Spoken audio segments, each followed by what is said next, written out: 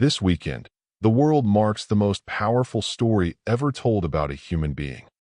A man who walked willingly into suffering, who endured betrayal from someone he trusted, who was abandoned by the people who claimed to love him, who faced death, not metaphorically, and did not flinch, and who came out the other side completely transformed. The whole world calls this the greatest story of resurrection ever told, and they are not wrong.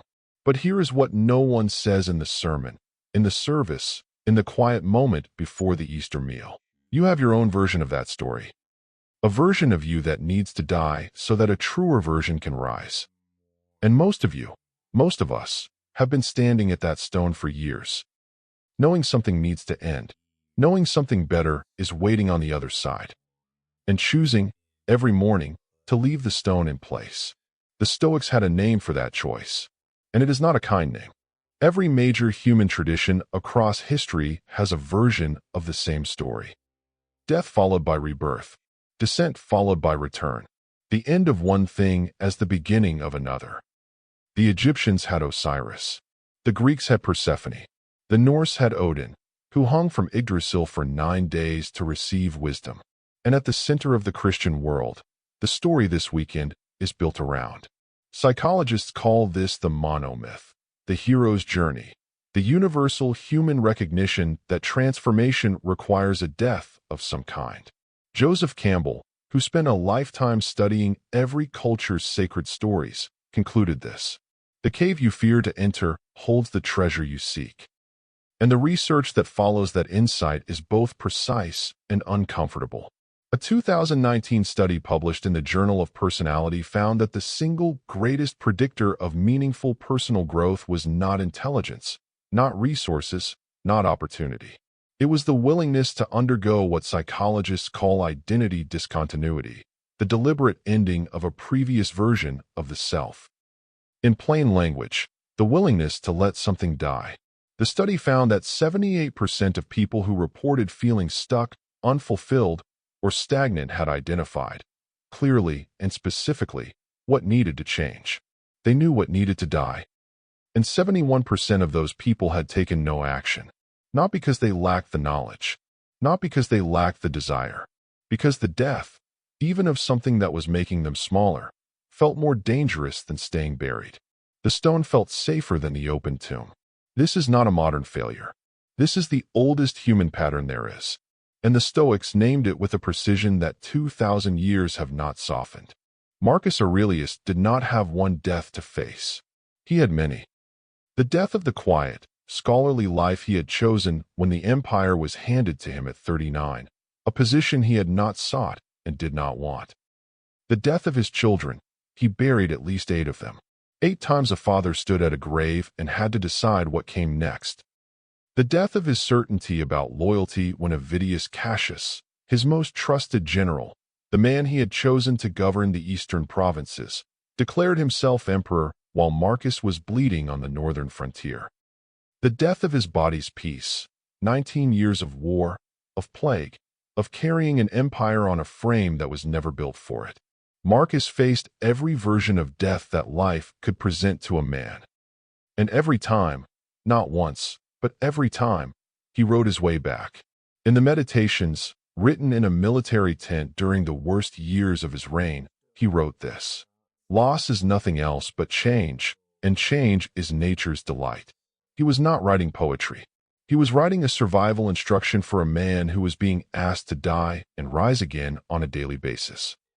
He also wrote, and this is the line that lands differently on Easter weekend: confine yourself to the present.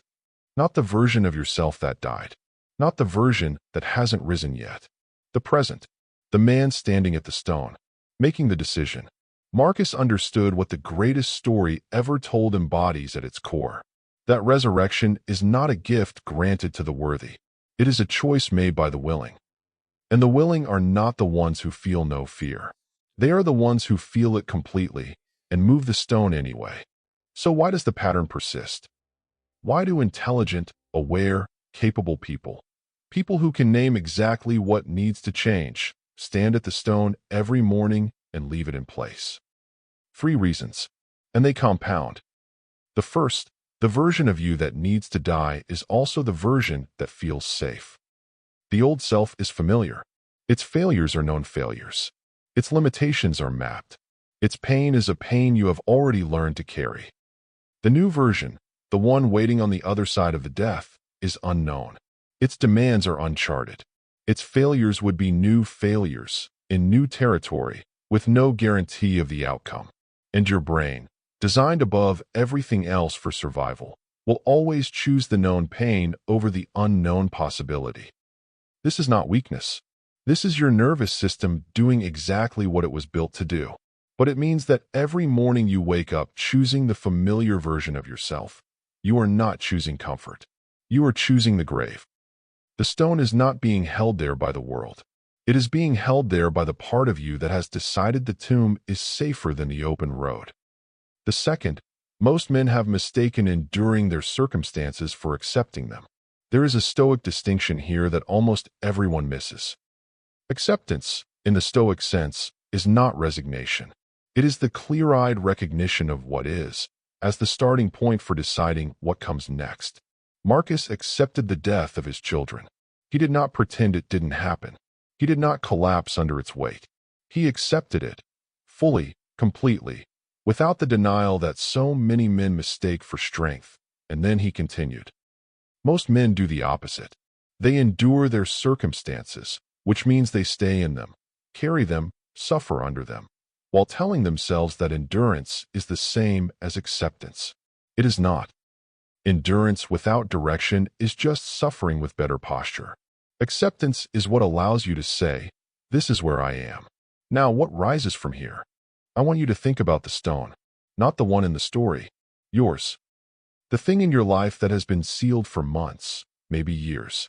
The version of yourself that was buried under a bad decision, a relationship that ended badly, a career that went the wrong direction, a version of you that simply stopped and never started again. You know what's in there. You have known for a long time.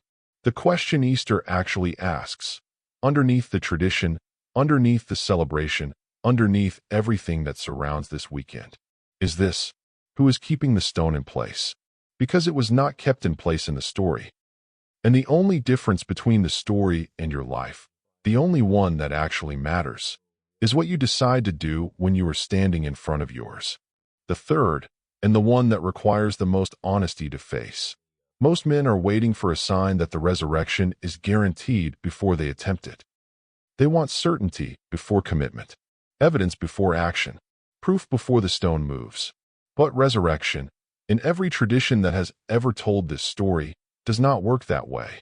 The stone moves first. The light comes after. Marcus Aurelius did not know that the Antonine Plague would end. He did not know that the Marcomannic Wars would be won. He did not know that Cassius's rebellion would collapse. He did not know that his legacy would survive him by 2,000 years. He moved the stone anyway. Every morning, in a military tent, surrounded by dying men, with an empire trying to fall apart in his hands, he wrote to himself, not because he had certainty, but because writing was his way of moving the stone, of choosing, one more time, to rise. He had no proof it would work. He had only the Stoic understanding that the alternative, staying buried, was the one outcome he absolutely could not survive. Here is what you actually do, not in theory, this weekend. Step 1. Name what needs to be buried. Not what you want to change in the abstract. What specifically needs to end. The pattern, the habit, the relationship dynamic, the version of yourself that has been running past the point where it serves you. Write it down. Tonight. One thing. Not a vague, "I want to be better." The specific version of you that dies this weekend. The version of me that avoids the hard conversation dies tonight. The version of me that defers the decision dies tonight. The version of me that accepts less than I am capable of dies tonight. Write it down, give it a name, and bury it on paper, because naming the death is the first act of the resurrection. Marcus wrote his burdens into the meditations. He named them, the frustrations, the failures, the versions of himself he was choosing to leave behind, not to wallow in them, to mark their ending. Step 2. Identify the stone. One specific action that would constitute moving it. not the whole transformation. The stone. The conversation you have been avoiding, have it before Monday. The decision you have been deferring, make it before Monday. The first step of the thing you have been standing in front of, take it before Monday. One action. Specific. This weekend. Because the resurrection in the story did not happen over months. It happened in 3 days. You have 3 days. Step 3. Write the first line of what rises. After you have named what dies and identified the stone, write one sentence. Not a plan. Not a goal. One sentence that describes the version of you that rises from this. I am someone who has the hard conversation. I am someone who makes the decision and moves. I am someone who does not stay buried. Read it tomorrow morning. Before anything else. Before the phone. Before the noise. Because Marcus did not wait for the morning to already be lost before he chose who he was going to be in it. He chose it first. Every morning. That is the Stoic Easter practice. Not the observation of someone else's resurrection. Your own. You came into this video standing at a stone. Something sealed. Something that has been sealed for longer than you want to admit. And somewhere in the last 10 minutes, if you were honest, if you let it land, you felt it. The specific weight of the thing that needs to die so that something real can rise. Marcus Aurelius buried 8 children. Fought 19 years of war he did not choose. Was betrayed by the man he trusted most. Watched a plague consume his empire and his people. And every single morning, in the dark, before the camp woke, before the weight of the day descended, he chose to rise. Not because he felt like it.